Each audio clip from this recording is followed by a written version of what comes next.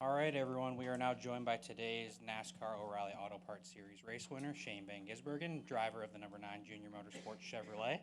Shane, congratulations. This is your sixth career NASCAR O'Reilly Auto Parts Series win, and you also led a career high 66 laps today. Talk about how you were able to have such a dominant drive.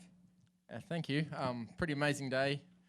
Right from the start, I could feel that the changes of the car were better and kind of just was able to manage the gap at the start. And yeah, we flipped both stages trying to keep the track position. And I was a bit surprised that the one car didn't at the second stage. So yeah, then it was kind of just fuel save mode and trying to manage. And but yeah, car was amazing. So pretty cool day for Superfile with MotoGP results, and then today, and then yeah, just thank you to Junior Motorsports and Chevy. It's always fun to drive such a good car. All right, we'll go ahead and open it up to questions. If you have a question, please raise your hand and we'll get a wireless microphone to you. We'll start here in the middle. Noah Reed, Kenny Wallace Media. You thanked Junior Motorsports, saw that you got to give Dale Jr. a little ride. Not something you get to do every day, I assume?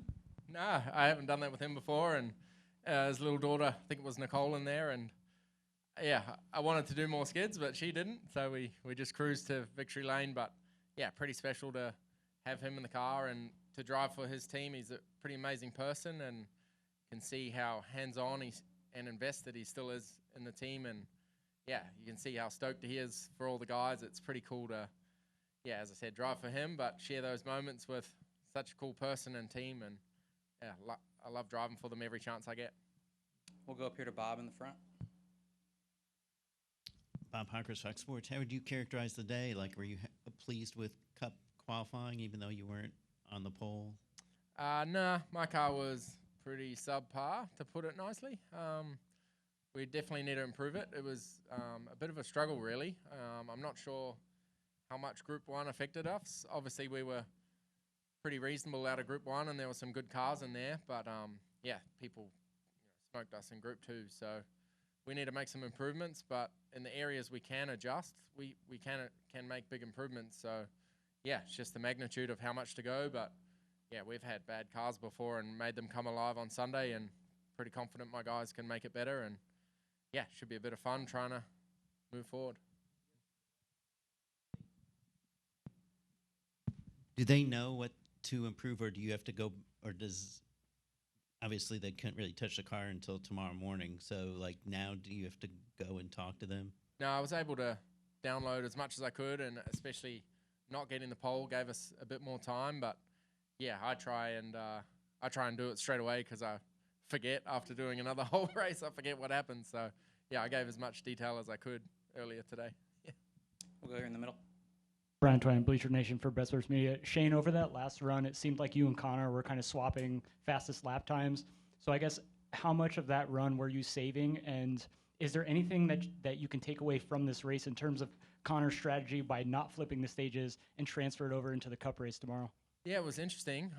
He obviously got there in stage 2, and I kind of had a bit of a feel of what pace he had, and then stage 3 was an unknown, and then I, felt like I had him covered, and then they were giving me his lap times every lap, and I'm like, okay, he's backed off, and I kind of matched my pace, and then Brendan would say, oh, he's 0.6 faster that lap. I said, oh, little bugger, he's picked it up, and I had to go faster again. So you're kind of just trying to match the gap in the mirror and try and do what he's doing, and I didn't know if he was saving for the end or not, or how much in trouble I was with fuel, but I tried to just manage my fuel the whole run and, yeah, keep the pace even. But, yeah, I think I learned a lot with the tires and how they feel and how much you can use them. The surface is very difficult here, how black it is and dark. It's very hot under the sun. The sun was right above us today, so it makes the track super greasy and slick.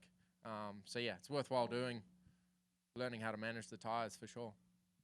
Go to the right. Crystal Clay Racing Refresh. At this point, do you feel like the gap is getting closer of the whole field, or are you still finding ways to get ahead?